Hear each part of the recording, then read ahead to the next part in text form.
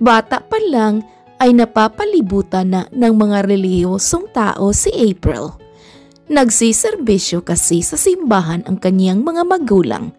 Nagkataon din na ang dalawang kapatid ng kanyang ina ay madre at pare.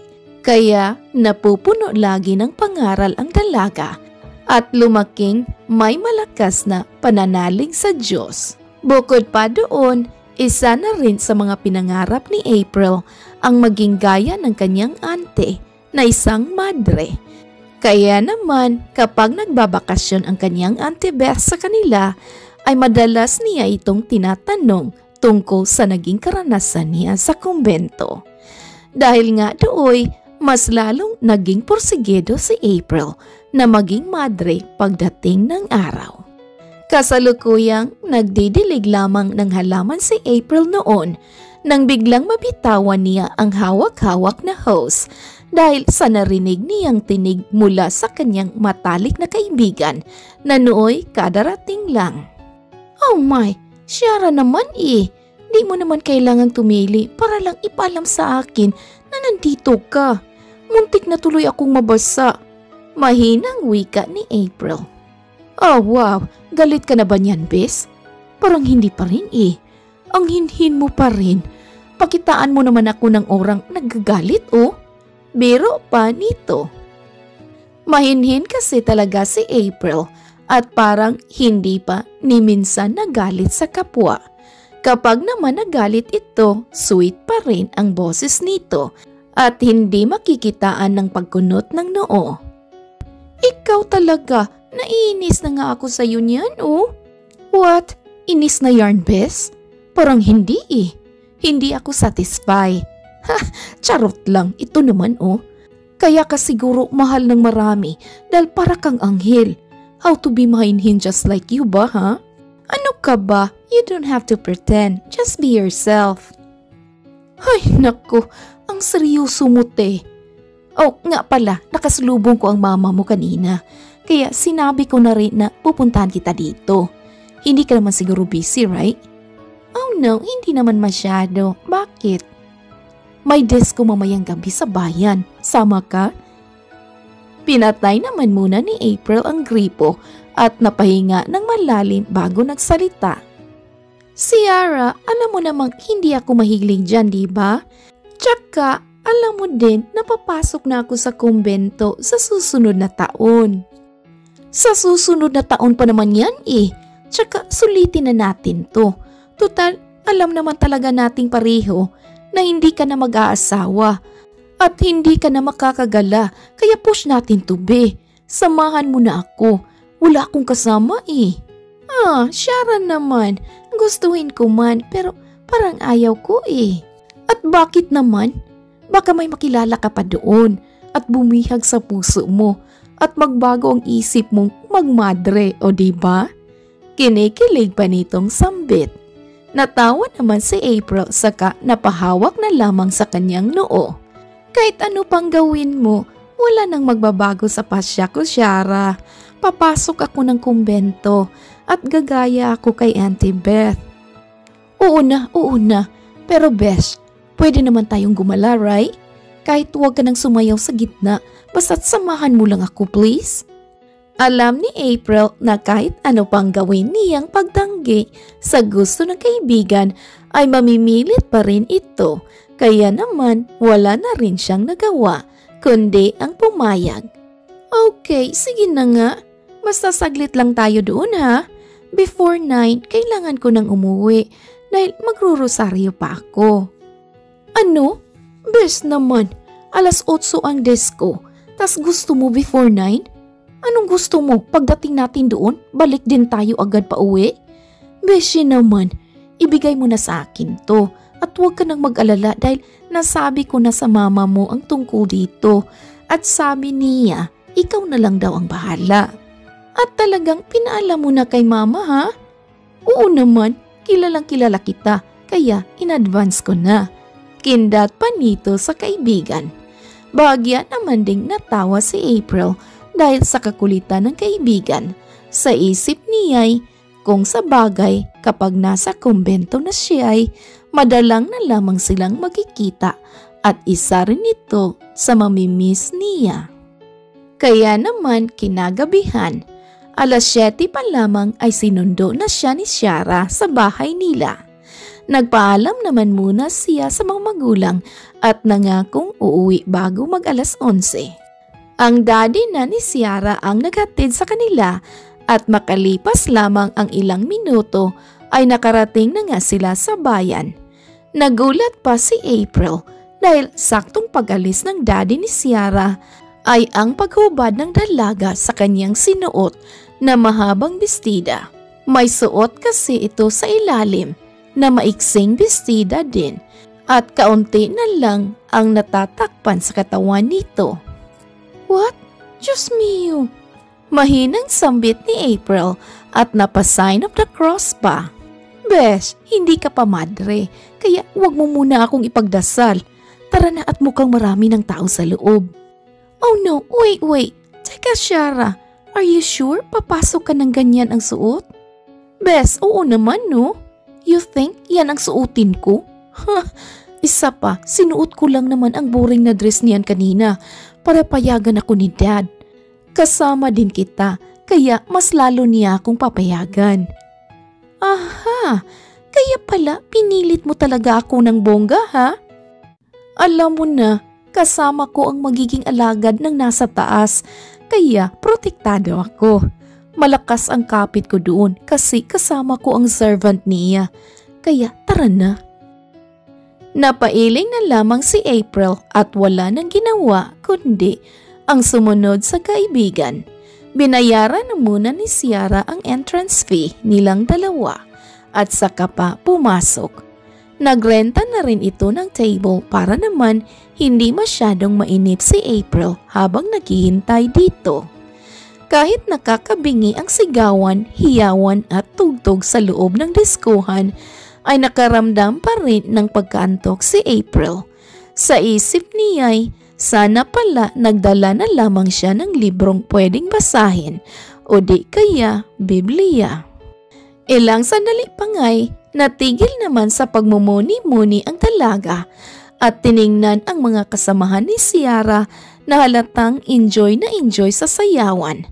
Naduduling na siya sa mga iba't ibang lights doon, pero napansin pa rin niya ang isang lalaking nakaitim na titig sa kanya. Gwapo ito at gwapo rin ang tindig. At kung hindi siya nagkakamali ay anak iyon ng mayor sa bayang iyon / ang longtime crush niya din. Nang malaman niyang si Sander ang lalaking iyon ay agad siyang napayuko at ibinaling na lamang sa iba ang kanyang atensyon. Ngunit parang nahalata rin yata agad ng gwapong binata ang pag-iba ng kilos niya, kaya doon na ito lumapit at naupo sa harapan niya nang may gwapong ngiti sa labi.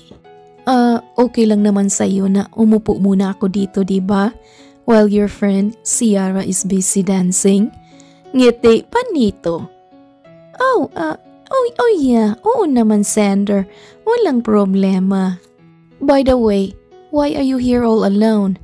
Pansin ko na ikaw lang ang nakaupo ditong mag-isa sa sulok. Ayaw mo bang samahan ang kaibigan mong magsayaw? Oh no, hindi kasi ako mahilig sumayaw eh. Tsaka nandito lang ako para samahan siya. Hindi ka ba naboboard? What can I do for you? Oh no, wala naman Sander. Okay lang ako dito. Are you sure? Hindi ka ba nagugutom? Gusto mong bilhan kita ng foods? Marami doon sa labas. Ay naku, salamat na lang. Pero wag na, okay na ako. Okay, I'll respect that. I'm also glad na kilala mo pa rin ako until now.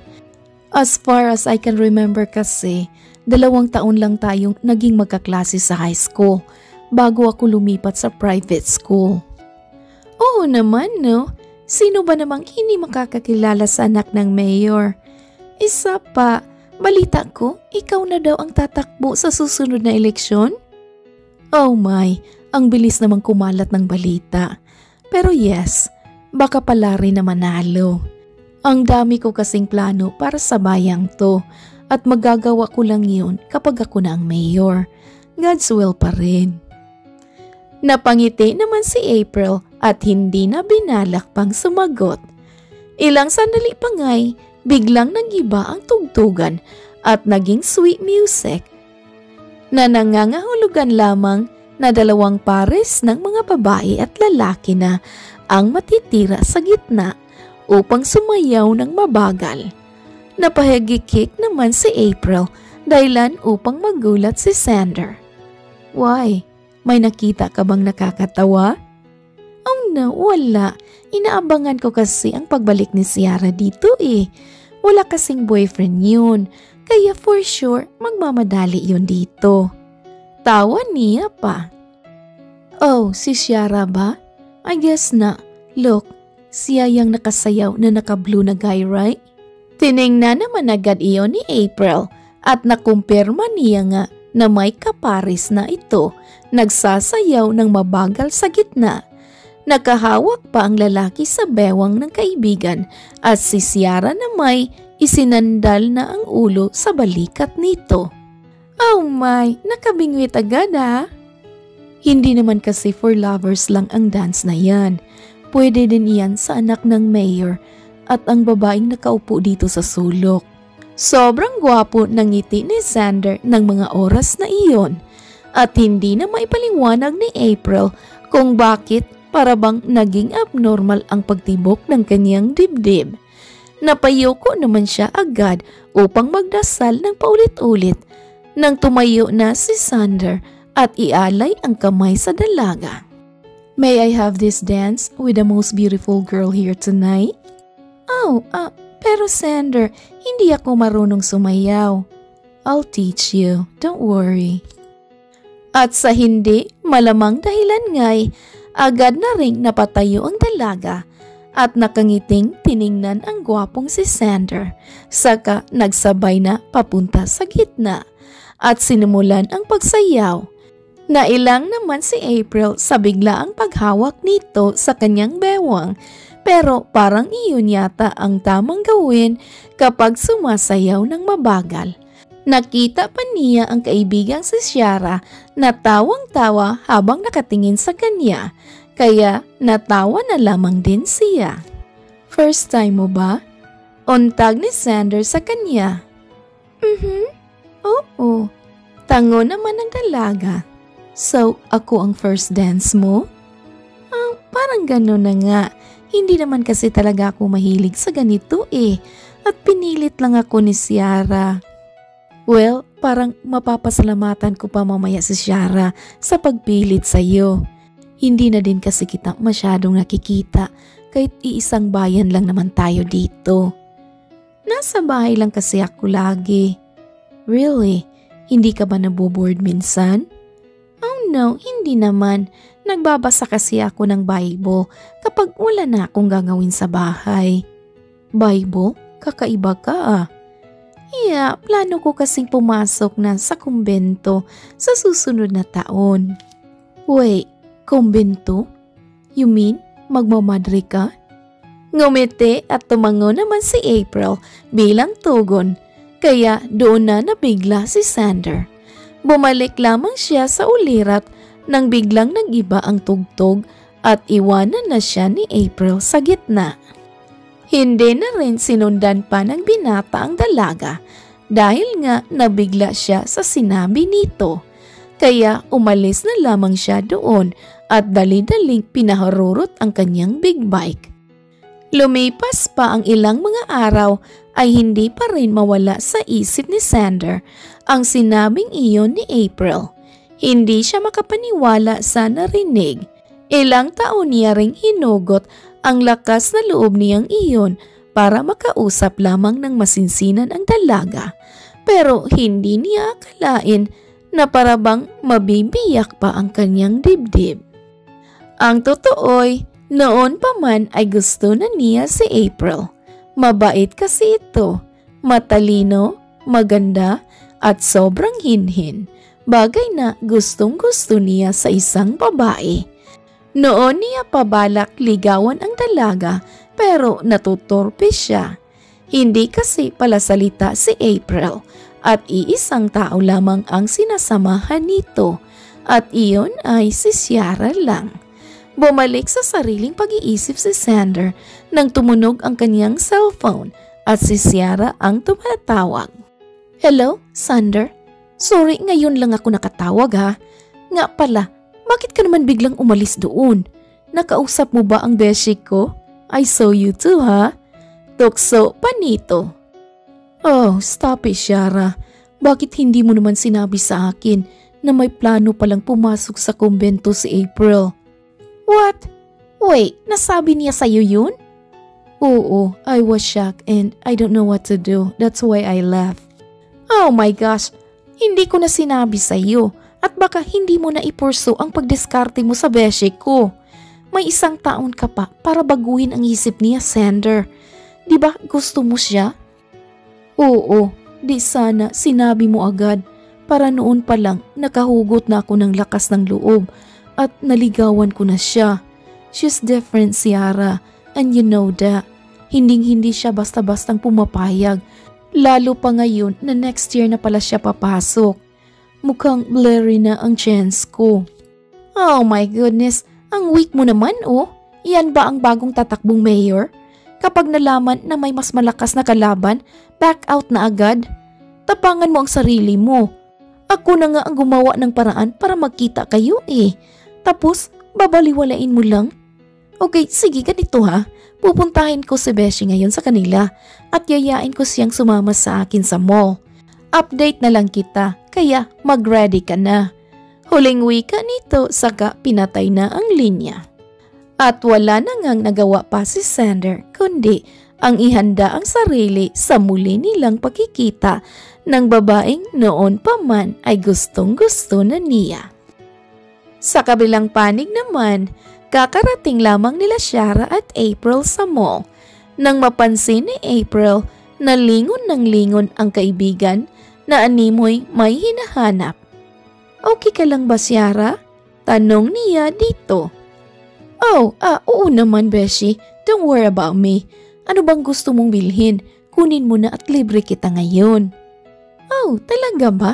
Ano bang nakain mo at nagwawaldas ka na ng pera mo ngayon ha? Wala lang. Sinusulit ko na kasi ang mga oras na kasama kita eh. Next year kasi, ibang life na ang papasukin mo. Ito naman oh, hindi naman ako mamamatay eh. Papasok lang ako sa kumbento and that's it. Kaya nga Beshi, seryoso ka ba talaga dyan? Wala ka bang balak mag-enjoy sa life? Magsuot ng wedding gown? Rumampa papunta sa altar, magkapamilya, magkaanak? Well, noon, iyan ang gusto ko, Ciara. Pero parang nagbago eh, habang tumatanda ako. Pero pwede pa naman siguro nating baguhin, di ba? Sayang ang beauty mo, Beshi, kung matatambak lang sa sulok. Ano ka ba? Walang sayang sa Diyos. I will serve Him until I die at gagawin ko yun, Ciara. Diyos ko mahabagin. Idinadalangin ko po ang pagbabago ng isip ng aking kaibigan. Biro pa ni Ciara na animoy nagdadasal. Alam mo, totoo nga siguro ang sinabi nila. Kapag gusto mo nang pumunta sa tuwid na daan, gagawa talaga ng paraan ang demonyo para malihis ka. Ay, kung makademonyo naman to oh, wagas. Oo na, Beshi. Pero may ba tayo? Si Sander, hindi mo ba siya gusto? Nakita ko kayo noong disco. Naisayaw ka pa nga niya eh. Hindi naman agad nakaimik si April at ngumiti lang. Teka, parang alam ko na ang ngiting yan ah. Gusto mo si Sander? Hindi na importante yun, Ciara. Ay, hindi besh. Importante yun sa lahat. So ano nga, gusto mo siya? Matagal na no? Hindi ko ba nasabi yan sa'yo? Oh my gosh, so gusto mo nga, matagal na? Beshi naman, never mo yung sinabi sa akin ah. Eh, kasi nga useless. Saka hanggang crush lang naman eh, nothing else. So, crush mo din pala ako? Rinig nilang wika ng isang lalaki na nasa kanilang likuran. Natawa naman si Ciara habang si April ay gusto na lamang na kainin siya ng buo ng lupa dahil sa kahihiyan. Pulang-pula na siya ng mga sandaling iyon Kaya dali-dali niyang tinakpan ang muka ng bag. I apologize for overhearing your conversation. Nakita ko kasi kayo agad dito kaya lumapit na ako. Ngiti pa ni Sander. Oh, so paano? Since nandito na rin naman si Sander, sabay na tayong tatlo. Wika pa ni Ciara. Alam ni April na hindi coincidence ang pagkikita nilang muli ni Sander ngayon dahil sa ngiti pa lang ng kaibigan ay alam niya na may kinalaman ito. Ciara, mag-uusap tayo mamaya ha? Baling niya sa kaibigan. Nagsabay nga ang tatlo at pansin pa ni April na kusang lumalayo si Ciara sa kanila na parabang binibigyan sila ng oras na makapag-usap. At nang hindi na nga mapansin ng dalaga ang kaibigan ay doon na niya nasapo ang ulo. I guess naisahan niyo naman ako ng kaibigan ko. Natawa naman si Sander saka nag-offer pa na siya na ang magdadala ng bag ng dalaga. Oh no, ako na. Pero iyan naman talaga ang ginagawa ng mga lalaki, right? Okay, coffee muna tayo sa labas? Huh? How about Ciara? This is her idea, kaya I'm sure may options siya after this. And since we're here, coffee muna tayo and a little chat-chat. Pinaunlakan naman agad iyon ng dalaga at nagpunta lamang sila sa may pinakamalapit na coffee shop at doon nag-order at nagkwentuhan. Actually, hindi ka dapat mailang sa kung anuman ang narinig ko kanina. Kasi I feel the same way. Parang ang mas matagal pa kitang gusto And I've been waiting for this moment talaga na masabi ko rin sa iyo ang totoo. Panimula pa nito. Well, nasabi mo na Sander. Okay na and thank you. Is Daddy April? You like me too, right? Oo, pero hindi na masyadong big deal yun. Hindi naman ako abnormal para hindi magkagusto sa isang lalaki, diba? Pero ignore hindi na importante yun dahil hanggang doon na lang yun. Grabe, ilang taon kong tiniis ang nararamdaman ko sa iyo at ngayon na nagkaroon na ako ng chance na makausap ka at sabihin ang lahat, parang malabo na rin Para akong pusa na tinanggalan ng isang buhay. Wow ha! Ang corny mo dyan. Pero na-appreciate ko ang lahat-lahat. It's just that ayaw ko nang bigyan ng deep meaning ang iba pa dahil may goal na ako sa buhay ko, Sander. Pero nasa labas ka pa naman, right?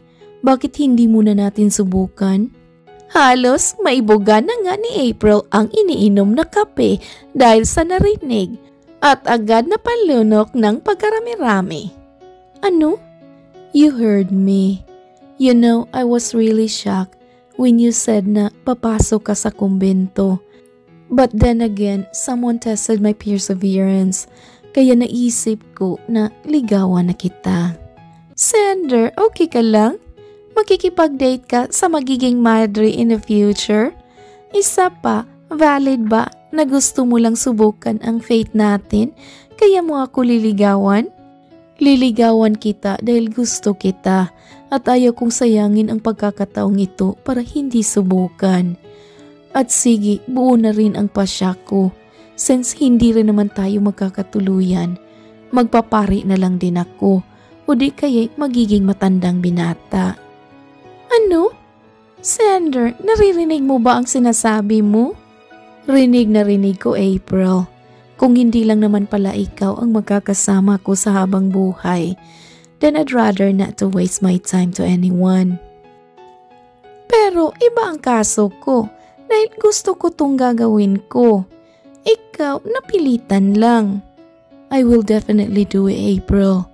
Oh no, wag Sander, please lang. Then date me. Hayaan mo akong ligawan kita. Walang makitang kahit anong pagbibiro sa mukha ni Sander ng mga oras na iyon, kaya hindi agad nakapagdesisyon ang dalaga. Hindi niya rin malaman kung bakit hindi niya ito masagot ng no. Siguro nga'y gusto niya ring maramdaman ang maging isang likas na dalaga kahit sa ganitong paraan lang. Ilang araw ding nag-isip si April hanggang sa maghari na naman ang pangmalakasang sulso sa kanyang kaibigang si Ciara. Kaya napagpasyahan na rin ng dalaga na payagan si Xander. At dahil wala na silang masyadong oras para sa ligawan pa, kaya ura-uraday sinagot na nito ang binata. Noong unay, for experience lamang ang sadya ni April. Pero kalaunay, naging seryoso na nga si Xander at dumadalaw na sa kanilang bahay para na rin makilala pa ang pamilyang pinagmulan ni April. Masaya ako na masayahin ang pamilya mo, April. So, paano? Bukas ulit? Hirit pa nito. Parang napapadalas na yata ang pagpunta mo dito ah. Kung gusto mo, dalhin mo na lang ang mga gamit mo at dito ka na tumira. Nahiya ka pa. Biro pa ng dalaga na siyang ikinatawa lang ni Xander. Okay, aalis na nga po. Aalis na ako. Okay, sige na. Mag-iingat ka. Wala bang pangpa-energize dyan? Para bang nakuha naman agad ni April ang ibig nitong sabihin kaya ginulo niya lang ang buhok ng nobyo. Wala at baka makita pa tayo ni na mama. Saglit lang, 10 seconds. Saglit ba yun? Ang tagal nun ah. 9.5 seconds. May ganun ba?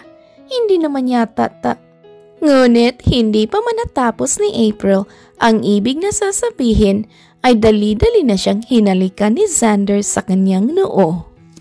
Sa noo na lang muna, saka na kita ikikis sa labi kapag ready ka na. Good night, I love you. Nakangiti nito saka umalis.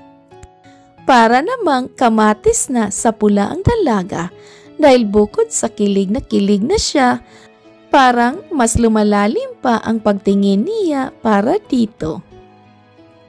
Uy, in fairness sa boyfriend mo anak ha, ang galante at gentleman pa. Naku, may oras ka pa para baguhin ang pasya mo.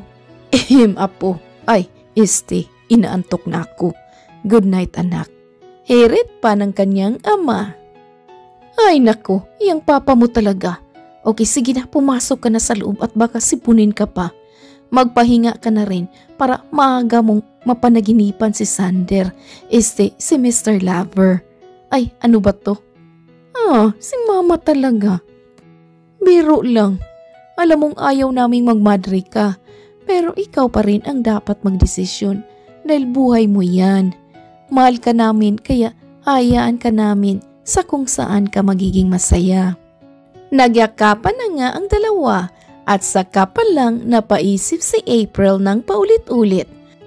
Kung noon kasi ay 101% na ang pasya niya, ngayon unti-unting nababawasan at hindi niya maintindihan. Kinabukasan ng gabi, tulad nga ng inaasahan, ay dumalaw na naman si Xander sa kanila. Pero ang labis na ikinatawa ni April, pati na ang kanyang pamilya, ay may dala itong malaking maleta na parabang balak ng magbakasyon sa kanila. Wait, saan ka pupunta? Bakit may dala kang maleta? Sabi mo kagabi diba, nadalhin ko na lang ang mga gamit ko at dito na ako tumira. Ngiti pa nito. Huh? What? Xander naman, hindi ba uso ang joke sa'yo? Ma, pa, biro lang naman yun eh. Ay, ewan ko sa inyong dalawa. Usapan nyo yan eh. Basta doon lang kami sa taas ha. Tugon naman sa kanyang ina at agad na pumanik kasama ang ama ng dalaga. At imbes na maimbiyar na si April sa ginawa ng nobyo, ay natawa pa siya dahil nakangiti pa ito ng pagkagwapo-gwapo. Ay naku, iwan ko sa'yo, Xander. Joke lang. Props ko lang to. Wala tong laman oh. I just wish and hope na makasama nga kita sa isang bubong as my wife. Pero habang patagal ng patagal ang relasyon natin, Parang imbis na sumaya ako, nalulungkot ako eh. Pansin ni April na nanunubig na ang dalawang mata ni Xander, kaya niyakap na lamang niya ito at doon na rin bumagsak ang kanyang mga luha. Kung ano kasi ang nararamdaman ni Xander ay ganoon din siya, na imbis na maging masaya ay parang nalulungkot pa siya habang patagal ng patagal. Mabilis lumipas ang mga linggo ay palalim na nga ang nararamdaman ni April kay Xander. At kasabay noon ay nagdadalawang isip na nga si April na pasukin ang buhay na ngayon ay hindi na siya sigurado. Sa kabilang panig naman ay panay lamang ang advice ni Ciara sa magkasintahan. Kaya naman nang makaisip ng paraan si Xander ay agaran niyang dinalaw si April at doon sinabi ang kanyang idea. Wait, teka Xander, saan tayo pupunta at bakit may mga dala kang bags? Gulat pang wika ni April dito. I'm sorry pero I can't let you go, April. Kung papayag ka, itatana na kita. Ha? Tanan? Malapit nang matapos ang chance ko for you and I can't let you go. Parang hindi ko kaya. Iniisip ko pa lang ay parang mababaliw na ako. Pero mali tong idea mo, Xander. I know, pero wala na akong ibang naiisip na paraan than this. I'm sorry.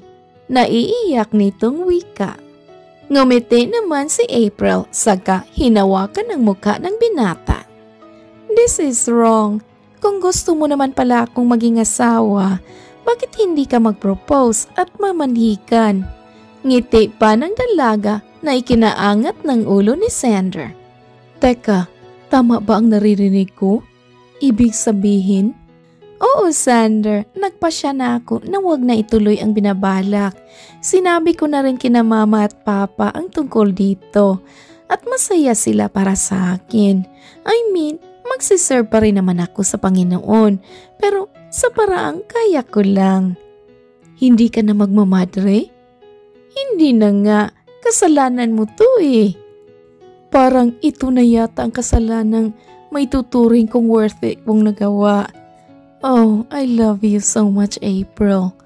Wika nito saka hinalikan na nga sa labi ang nobya. Natatawa pa ang dalawa dahil sa naging idea ni Xander pero mas nanaig pa rin ang kasiyahan sa mga mukha nila. Naging masaya din ang lahat sa naging pasya ni April at hindi nagtagal ay tinutuo na nga rin ni Xander ang pagpropose sa nobya. Namanhikan na rin agad ito at porsigidong sa lahat ng bagay. Ngayon nga ay masaya na ang dalawa na magkasama. Hindi naman din tinalikuran ni April ang pangako na magseserbisyo pa rin siya sa itaas. Dahil ngayon, kasama niya na ang asawang si Xander at ang anak nilang si Baby Anna sa pag-alam at sa pagsapuso sa mga salita ng Diyos. The end. Oh my kulay, how sweet naman. Napaka-cute ang story na ito. Oh, she's not meant to be a madre, hindi para sa kanya. But still, nagsiservisyo pa rin siya sa itaas. How nice. I like that. Okay mga kakulay, if you enjoy, please like and comment. Thank you to my co-author, Regine. As always, you did a great job. And kung hindi pa kayo nakasubscribe, please subscribe. And don't forget to click the bell para ma-notify kayo kung may bagong upload tayo dito sa Kulay TV. Alrighty. This is Ethel McManaman saying, bawat buhay ay may kulay. Thank you and take care. Dagan kayong salamat. See you sa next story.